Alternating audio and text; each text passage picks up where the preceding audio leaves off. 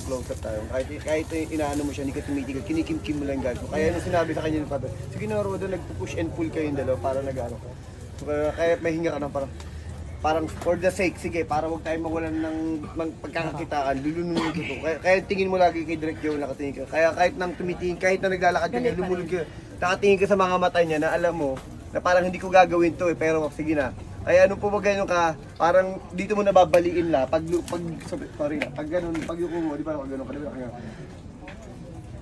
Yung sa yuko mo ganun, parang doon ka bumali, parang dito yung awa, para pag naan ng mga to, ay, di ba parang ganun. Tapos biglang pitik yun, pag ganun mo ng bato, pag di mo ganun, ito yung, pag ganun mo. Parang ito yung unit na ano. Tapos okay yung ginawa mo ha.